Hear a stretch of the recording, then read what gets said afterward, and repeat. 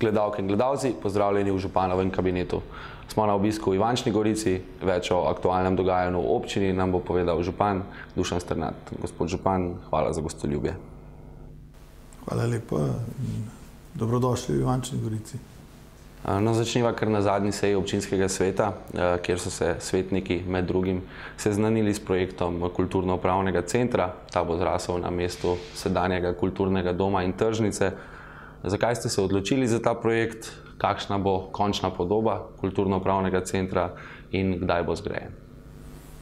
Ja, Ivančna Gorica, naselje Ivančna Gorica je središče občine in ga kot takega skušamo tudi razvijati. V preteklosti je bilo žal premalo vlaganj, v prejšnji občini sploh. In v zadnjih letih pa Ivančna Gorica dobiva počasi tisto pravo podobo, kot jo mora sodobno občinsko središče imeti. In ta kulturno-upravni center pa jaz mislim, da bo tista pika na i, po katerem bo kraj prepoznaven, ne samo v občini, ampak tudi širše. Poleg tega pa bo seveda nudil zavetje tistim dejavnostim, ki zaenkrat v Ivančni Gorici še nimajo dovolj prostora. To je sodobna kulturna dvorana. Stari kulturni dom je zastarel in ne omogoča več pogojev za delo. Sodobna knjižnica je dovolj velika. Naša knjižnica v Ivančni je sicer zelo uspešna, postali smo tudi branju prijazna občina, vendar je prostora premalo, programov je več in mislim, da si tako delavci v knjižnici kot tudi predvsem obiskovalci knjižnice zaslužijo sodobne prostore.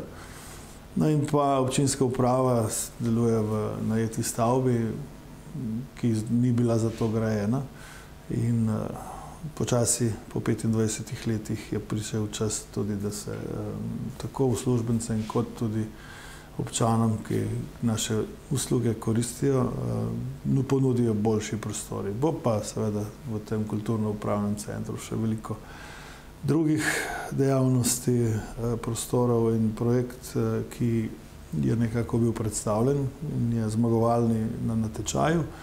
Jaz mislim, da res tisto, kar smo iskali, in se zahvaljujem tako natečajni komisiji, ki jo je vodila Zbornica za arhitekturo, kot tudi vsem 13 arhitekturnim hišam, ki so se prijavili na projekt za vlogo, mislim za trud, za izdelke, za projekte, tako da smo imeli res težko delo, izbrali pa verjamem, da smo najboljšega. Časovni okvir? No, do konca leta računamo na pridobitev preostale dokumentacije, ki je potrebna za vložitev za gradbeno dovoljenje. Če ne bo ravno konec letošnjega leta, bo v začetku naslednjega. Potem pa bo od naslednjega občinskega sveta odvisno in seveda tudi od naslednjega vodstva občine odvisno, kakšen bo ta časovni okvir. Če bi ta sedanja garnitura nadaljevala, bi bilo to zgrajeno v naslednjem mandatu, še prej, 2-3 leta, mislim, da je povsem dovolj. Gradnja bo kar zahtevna, ker je spodaj še garažna hiša. Računamo tudi na arheologe, ki so povsod v Ivančni Gorici, tako da je časovni okvir težko določiti, ampak mislim, da 3 leta bi bilo dovolj. No, pa pojdiva še malce na drugo infrastrukturo. Kdaj bodo dokončani prostori v prizidku zdravstvenega doma nad lekarno? Ko sva nazadnje se srečala, je bila tudi to že tema pogovora, tja naj bi se selile določene ambulante, tudi pediatri. Kaj se dogaja tam, kje je trenutno ta projekt? Vmes smo pridobili še, smo bili uspešni še na razpisu za center zdravja skupaj z zdravstvenim domom. Ta center zdravja že deluje in to uspešno. Trenutno je del programa še v najetih prostorih, nekaj v srednji šoli, nekaj v naših občinskih. Gostujejo pa Ivančni del, pa seveda v zdravstvenem domu. No, po zaključku opremljanja novih prostorov za zdravstveni dom nad novo lekarno bo seveda center kompleten v zdravstvenem domu in bo dovolj prostora za vse dejavnosti in še nekaj za nove programe. Predvsem smo veseli seveda tudi fizioterapije, drugih preventivnih programov. Otroška, kot ste rekli, otroška pediatrija bo dobila dovolj prostora z ločenimi vhodi. Skratka, zdravstveni dom Ivančna Gorica je že in s novimi prostori pa bo eden boljših zdravstvenih domov v Sloveniji, kar pa seveda je dobra novica za vse nas, ki te usluge potrebujemo. Rok je bil konec septembra za zaključek del. Ravno v teh dneh gremo pogledati, kaj se je naredilo. Jaz mislim, da bomo trak prerezali še v oktobru. Cestna infrastruktura, tisti, ki ne vedo, Ivančna Gorica je občina z velikim številom naselij, mislim, da ste drugi v Sloveniji po tem parametru, če ne celo na prvem mestu, kar seveda prinaša določene probleme in določen tip del. To je predvsem veliko skrbi za cestno infrastrukturo in kanalizacijsko. Poleti ste kar veliko gradili po občini. Kaj je bilo postorjenega in kje vas še čaka delo, ki verjamem, da ga ne zmanjka kar tako? Ja, res je. Drugi smo po številu, Krško je pred nami. To pa 137 naselij imamo. Vsa so živa, to je najbolj pomembno, vsa se razvijajo. In do vsi ti prebivalci seveda pričakujejo ustrezno infrastrukturo za življenje, kot so ceste, kanalizacija, vodovodi. Mi se na moč trudimo, da bi naredili kar največ, to se najbrž tudi vidi. V zadnjih 8 letih smo tam zlate sredine prišli med najbolj razvite slovenske občine in v tem tempu mislimo tudi nadaljevati. Zdaj, trenutno je največja investicija vodovod po Leskovški planoti. To je bil še zadnjo večje območje občine, ki je bilo brez javnega vodovoda. Razumljivo, zakaj je bilo tako, ker je gradnja zahtevna, odjemalcev bodočih je relativno malo in tudi drago je vse skupaj. Tako da je posamezen priključek stane preko 20.000 evrov, skupna investicija pa 2,5 milijona, ampak mi smo v to zagrizli in investicija je zaključena. Zdaj čakamo še tehnični prevzem, ljudje se počasi priklapljajo. Ne sicer v tem tempu, kot sem jaz pričakoval, ampak to menda je normalno. Imajo še 6 mesecev časa, da to naredijo. Verjamem pa, da so hvaležni za to pridobitev in da so hvaležni tudi za vse to, kar je bilo zdravo. Vmes je bilo obnovljeno še predvsej druge infrastrukture, predvsem cestne, in Leskovška planota s svojimi lepotami je zdaj še lepša. Ko smo nazadnje govorili, ste izrazili željo po ureditvi središča Ivančne Gorice. Vemo, da tu problem predstavlja tudi trasa železnice, ki pa je kar pomembna za kraj, predstavlja pomembno povezavo. Kako ste se že lotili urejanja centra Ivančne Gorice in kateri so še drugi projekti v sami Ivančni Gorici, ki bodo prinesli napredek oziroma izboljšanje na tem področju? No, najprej moramo reči, da se nekako trudimo, da bi približno enak tempo razvoja bil po celotni občini. Moj moto je bil, in tega se držim, enakomeren razvoj vseh območij v občini, tako da se trudimo približno enako vlagati v vseh 12 krajevnih skupnosti. Seveda vse ne potrebuje enake infrastrukture in Ivančna Gorica, kot smo že prej rekli, je center in v center je treba vložiti nekoliko več.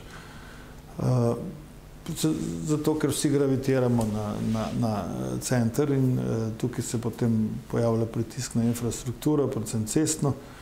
V preteklosti se na to ni veliko dalo pozornosti. Gradilo se je, kot se je gradilo. No, zdaj v zadnjem času to urejamo in jaz mislim, da z izgradnjo nove obvoznice zahodne se bo tudi prometni zamaški, ki so zdaj stalnica, vsako jutro in vsako popoldne v Ivančni Gorici rešili. Tik pred odprtjem oziroma pred tehničnim prevzemom je novo krožišče pri Malem Hudem oziroma pri podjetju Akrapovič, ki je res lepo in tudi zahtevna investicija bila, tudi draga, skupaj z direkcijo smo to uspeli urediti. Je pa to samo začetek pravzaprav izgradnje. Sledi izgradnja nadvoza nad železniško progo, navezava na obstoječo cesto v obrtni coni in potem še ureditev dostopa na prometno omrežje pri podjetju oziroma pri zdajšnjem krožišču oziroma pri trgovini Hofer. Potem pa je še izgradnja obvoznice proti Stični in tam še eno krožišče pri šolskem centru. In tako se bo to dokončno zgradilo, bo potem lep del občine dobil direkten dostop do avtoceste, Ivančna Gorica pa bo razbremenjena. Hkrati, to pa smo že začeli, pa prenavljamo novo, osrednjo Ivanško vpadnico, to je Ljubljanska cesta. Tisti del, ki so dela začeta in bodo končana do konca leta. Tisti del, ki je državni, pa bo prišel na vrsto naslednje leto. Skratka, v enih 2-3 letih spet bo prometna ureditev v Ivančni Gorici čisto drugačna, predvsem pa nova. Po demografskem indeksu je občina Ivančna Gorica v prvi deseterici v Sloveniji, mislim, da natančno na 7. mestu. Imate zelo veliko rast prebivalstva, ljudje se priseljujejo, tudi naravni prirastek je zelo spodbuden v primerjavi z nekaterimi drugimi področji po Sloveniji. To seveda ima svoje prednosti, prinaša pa tudi dodatne skrbi oziroma potrebe po novih investicijah. Vem, da kar pogosto obnavljate oziroma dograjujete šole in vrtce in enote. So trenutno zadovoljene vse potrebe za rastoče število prebivalstva? Glede vrtcev in šol sedaj, če se omejiva. To je tema, s katero se prirast prebivalstva, s katero se srečuje en del slovenskih občin in mi smo na srečo med njimi. To so sladke skrbi, jaz temu rečem, bolj so lahko zaskrbljeni v tistih občinah in tudi v državi, kjer se število prebivalcev manjša. Mi pa se ukvarjamo z stalno skrbjo za ureditev ustrezne infrastrukture, ki bo te prebivalce sprejela. Zdaj, pri nas ne gre samo za priseljevanje.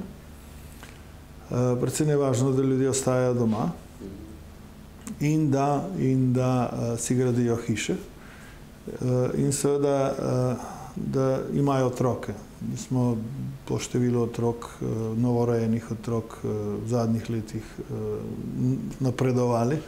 Smo veseli tega. Čez 200 vsako leto je rojstev, najboljše leto je bilo 250.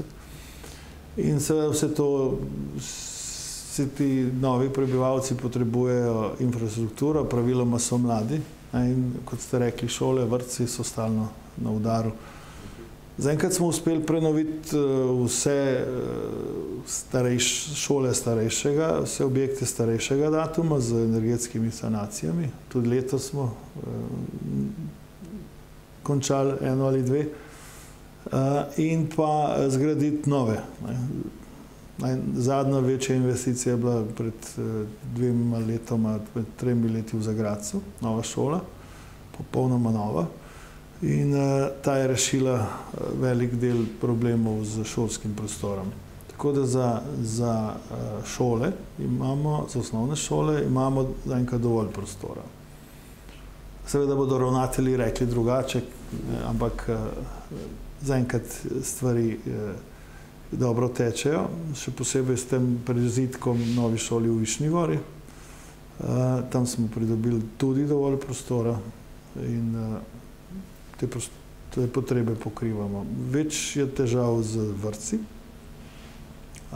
še vedno je kar precej otrok odklonjenih, preveč je s tem upravim in čeprav jih imamo nekako čez 800 v vrtcih. Predvsem pa so odklonjeni tisti najmlajši, tisti, ki so stari 1 leto.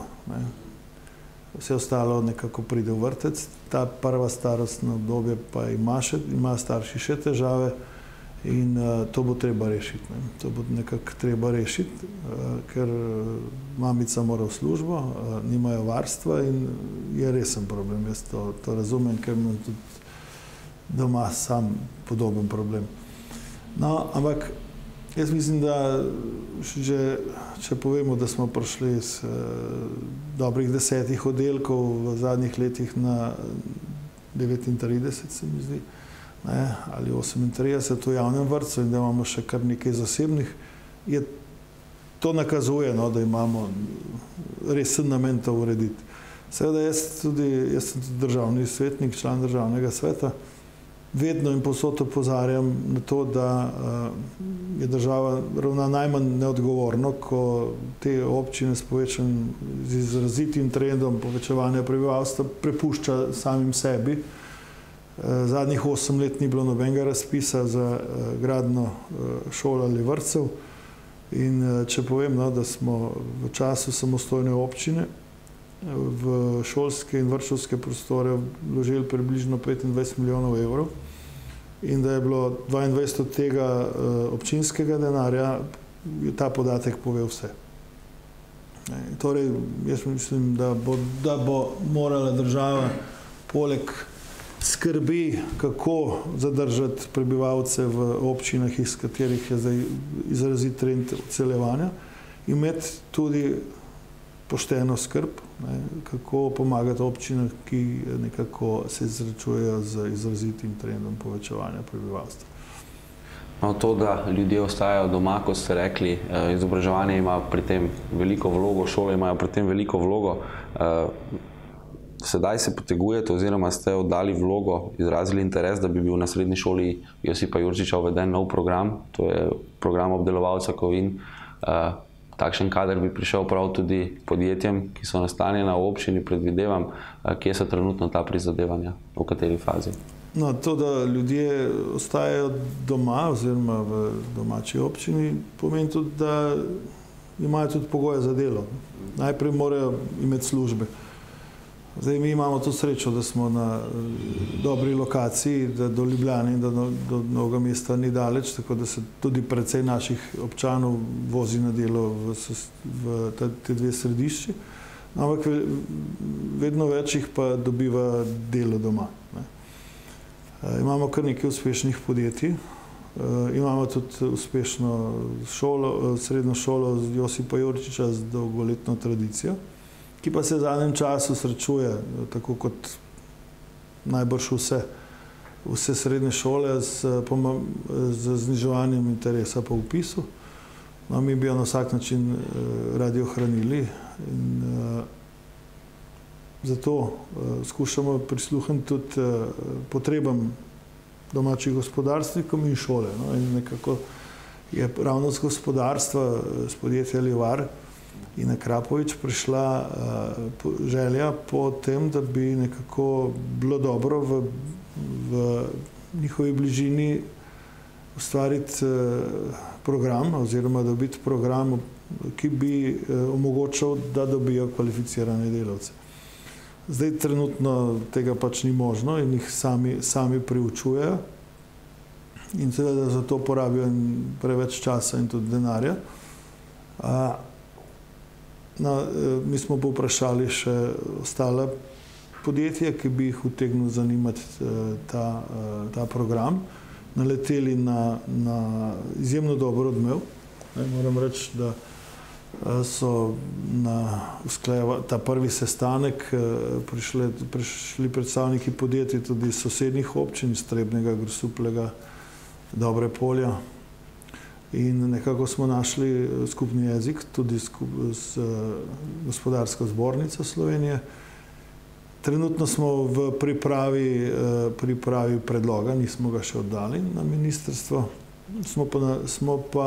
Bomo pa v tem predlogu že predstavili, poleg tega, da bomo predstavili potrebo po tovrstnem izobraževanju v našem kraju, tudi že konkretne predloge podjetij. Namreč podjetja so se do danes že zavezala za 20 zaposlitev, za 20 štipendij. In to je seveda več kot dovolj za en oddelek, pa mislim, da ko se bo o tem odločilo, da potem tudi ne bo težav še za dodatne, če slučajno dobimo več. Gre za eno akcijo, katero nekako občina koordinira. Verjamem, da bo Ministrstvo za šolstvo prisluhnilo temu in da bi imeli program obdelovalec kovin v naši srednji šoli v naslednjem šolskem letu. No, kot vsak župan si najbrž tudi vi želite, da bi bilo v občini čim več kakovostnih gospodarskih subjektov. En projekt, s katerim občina skuša oziroma bo dvignila standard kakovosti, ne samo gospodarstva, tudi življenja, je izgraditev širokopasovne povezave po celotni občini oziroma po katerih področjih. Najprej, kaj nam lahko poveste o tem projektu? No, ta infrastruktura seveda ni osnovna naloga občine. Nikjer ne piše, da mora se občina ukvarjati z tovrstnimi aktivnostmi, pa vendar v zadnjem času je širokopasovna hitri internet postal skoraj bolj nujen kot kanalizacija, če malo karikiramo. In tega se seveda zavedam. Zato sem kar precej energije posvetil skupaj s sodelavci temu, da bi našli rešitve. Tako blizu Ljubljane, tako blizu odločanja, pa vendar Ivančna Gorica in vsa večja središča še vedno nima hitrega interneta. To je težko razumljivo. No, v zadnjem času pa nam je uspelo najti investitorja, ki bo v relativno kratkem času zgradil hitri internet po vseh večjih ivanških naseljih. Sodelujemo pa tudi v aktivnostih za pokritje belih lis v tistih naseljih, kjer pa tržnega interesa ni. Jaz mislim, da ne bo minilo prav veliko časa, ko se bomo nehali pogovarjati o potrebi, ko bo infrastruktura zgrajena in ko bodo ljudje imeli možnost priklopa. Potem bo pa seveda odvisno od podjetij, od povpraševanja, ponudbe, kakšne usluge bodo, storitve bodo. Bo trg naredil svoje. Trg bo naredil svoje, tako. No, na področju turizma pa ima vaša občina ogromno za pokazati. Ko smo nazadnje govorila, so se temu malce bolj podrobno posvetila. Vas bom danes takole vprašal. Reka ljubezni je prinesla kakšen dodaten priliv, finančni in v smislu novih turistov. Pa kje so še priložnosti, ker vemo, da tudi z vašo blagovno znamko Prijetno domače ste dosegli kar lep uspeh. Torej, kje so še priložnosti in kaj je prinesla Reka ljubezni? Ja, Reka ljubezni je prinesla predvsem izjemno zanimivo zgodbo, saj jaz tako mislim. In prinesla je to, da ljudje našo občino še bolje poznajo, kot so jo poznali prej. Predvsem ta del, suhokranjski del naše občine, kamor spada Krka in kraj ob Krki do meje z občino Žužemberk. To je seveda izjemna priložnost. Čedalje bolj se zavedajo tudi prebivalci in marsikdo že intenzivno razmišlja o tem, kako bi to tudi stržil. Marsikdo pa to tudi že počne. Ne moreš seveda vsega. Naloga občine ni, da zdaj pomaga v tem smislu. Naloga občine pa je v tem, da nekako ustvarja pogoje, da se to lahko naredi. No in nekako smo skupaj s krajevno skupnostjo, s krajevnimi skupnostmi in z turističnim društvom že kar precej akcij v zvezi s tem naredili.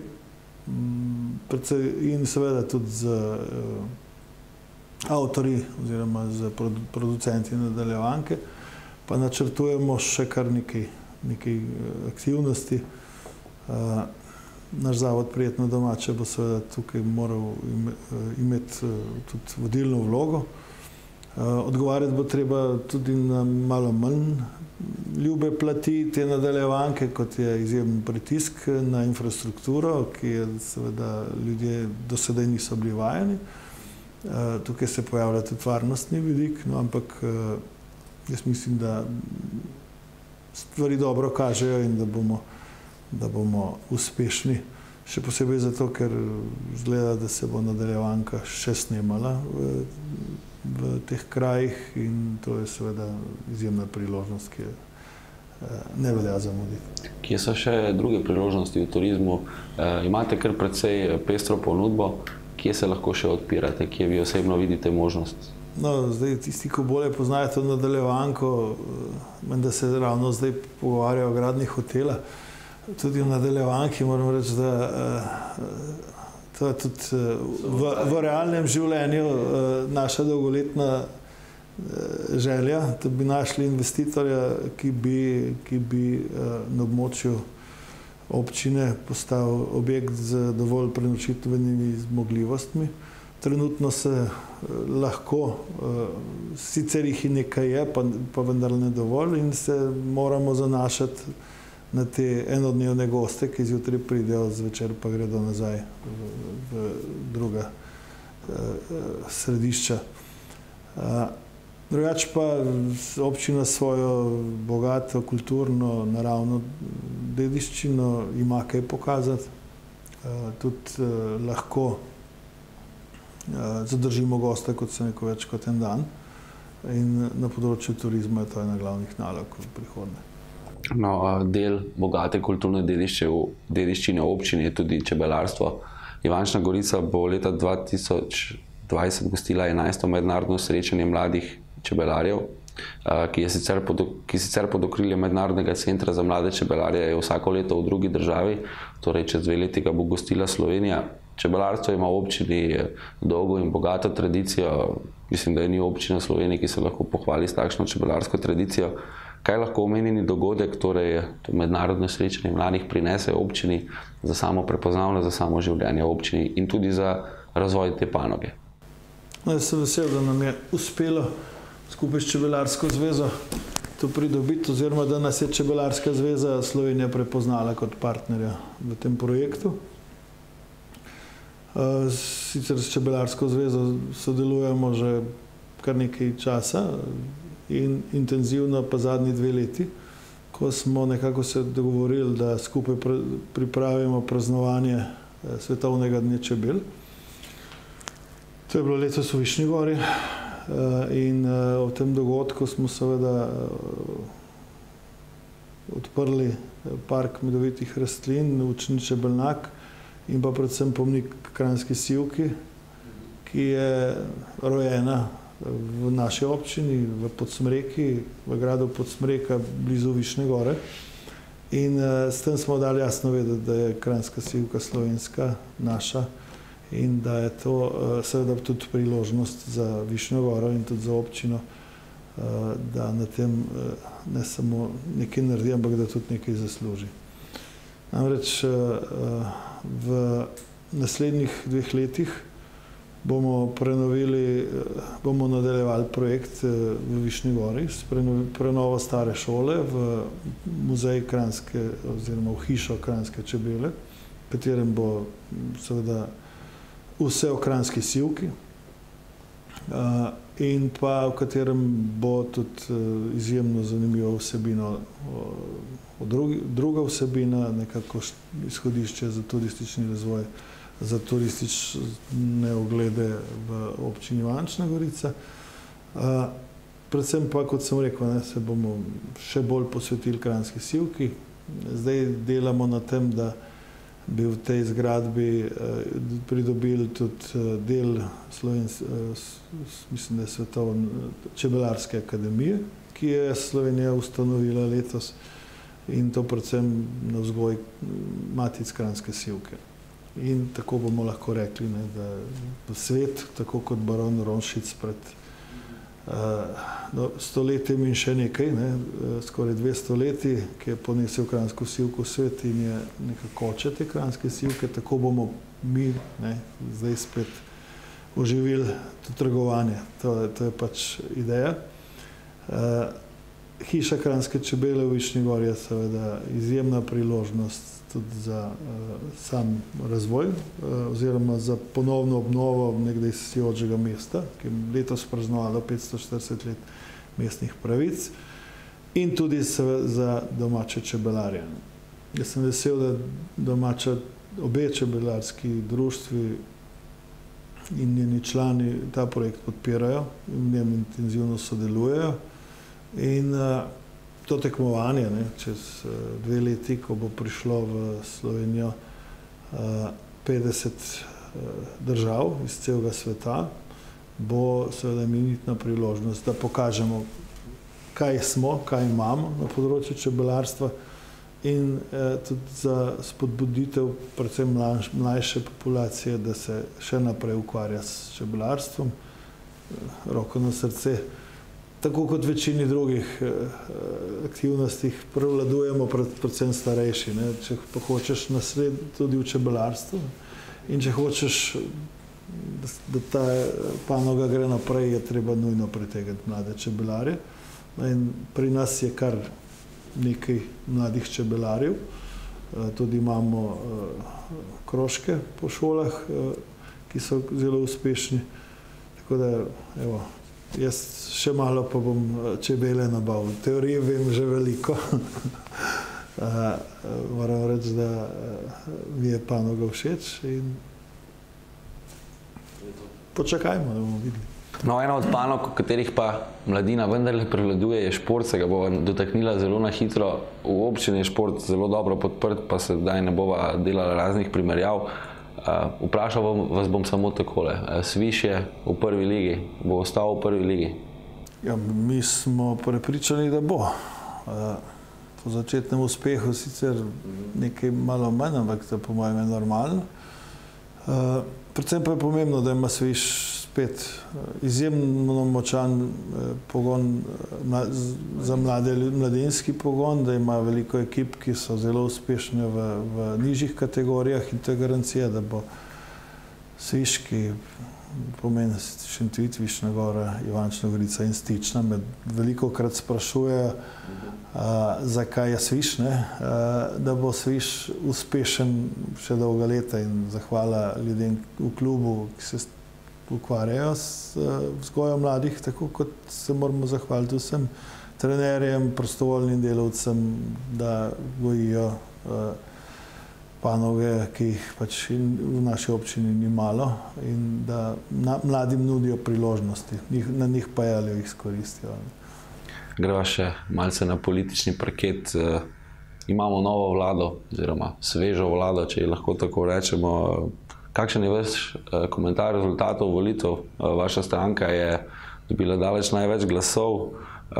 Kaj pričakujete od Šarčeve vlade, glede na to, da je bil sedanji premier še nedolgo nazaj župan? Mislim, da kar dobro pozna problematiko občin. Torej, najprej komentar rezultatov, pa potem vaša pričakovanja. Res imamo svežo vlado, ja. Na vseh področjih take še ni bilo. Zdaj, glede na to, da sem kar nekaj časa že tudi v državni politiki, bi rekel, da to, kar zdaj kaže, nima prav veliko možnosti za uspeh, ker bodo prišli časi, ko bo treba usklajevati. Pri 6 strankah koalicije ali 5 plus eni ki je nadstranka, in je treba vse uskladiti z njo, to ne verjamem, da bo prav dolgo šlo. Bom pa vesel, če me bo presenetili, da ne bo pomote, ker Slovenija potrebuje trdno vlado, in ni nikakršnega užaljenja pri Slovenski demokratski stranki zaradi tega, kar se je pač zgodilo. Dejstvo je, da so kandidati Slovenske demokratske stranke dobili več glasov skoraj kot vsi ti, ki zdaj sedijo v vladi, in so večina v parlamentu, Ampak to je pri nas očitno mogoče, zakonodaja je taka in to je treba spoštovati. Zdaj, kar se stranke tiče, verjamem, jaz nisem več tako aktiven v vodstvu, ampak verjamem, da bojo našli tudi prave rešitve, prave programe in počakali priložnost, če se bo ponudila. Bil sem pa pred nedavnim na kongresu slovenskih občin, v enem delu tudi udeleženec okrogle mize kot predsednik Komisije za lokalno samoupravo v Državnem svetu. In tam smo slišali tako od predsednika vlade, ki je do sedaj bil župan, kot tudi od novega ministra, ki je bil do sedaj direktor občinske uprave, same spodbudne besede glede razvoja lokalne samouprave. Mene je bilo všeč tisto, da je končno nekdo doumel, da občine nismo nasprotniki, ampak da smo sodelavci v tej državi. Vendar, jaz vse to nekako jemljem z rezervo, ker bodo morali tako predsednik vlade kot minister še na finančno ministrstvo in najti za te obljube denar. Dejstvo pa je, da to, kar se nalaga občinam, je že zdavnaj preseglo sredstva, ki jih občine dobijo. In tudi obstoječi model financiranja je neustrezen. In to bo kar trd oreh, če ga bojo hoteli rešiti. Se strani občin smo tudi na tem kongresu izrazili pripravljenost za sodelovanje, tako da pri nas kakšnih ovir ne bo. Smo pa poudarili, da bi končno država že morala uresničiti zavezo iz ustave, ki predvideva pokrajine, in da je zdaj prišel čas najbrž za to, da se te pokrajine tudi uvedejo. To ne bo, mislim, nasprotniki trdijo, da bo to povečalo stroške, pa da bo to povečalo birokracijo. Jaz mislim, da birokratov imamo dovolj, da jih s premestitvami iz državne uprave, tudi z občinskih, če hočete, na pokrajinsko raven zlahka rešimo in jih bo še preveč. Ampak dejstvo pa je, da se trenutno nihče ne ukvarja z regijskimi projekti, da se vsi ukvarjamo ali z državnimi ali z občinskimi, župani itak se ne moramo ukvarjati z državnimi, in da so sredstva ne samo v proračunu državnem, ampak tudi v evropskem proračunu namenjena pa tudi pokrajinskim projektom. In če ne bo ekip, ki bodo se ukvarjale samo s tem, potem tega pokrajinskega, regijskega razvoja ne bo. In včeraj smo recimo rekli nekaj tudi o temah pred nedavnim, katere so te teme, recimo ceste, odlaganje odpadkov, skrb za okolje. To so teme, ki so naravnost poklicane za to, da jih rešuje pokrajina. Jaz sem prepričan, da se volja bo našla, da se bo našla tudi dvotretjinska večina, če bodo prave rešitve, in da bi te pokrajine se uvedle. Strah pred tem, da bomo pa občine izgubile, del pristojnosti pa je povsem odveč.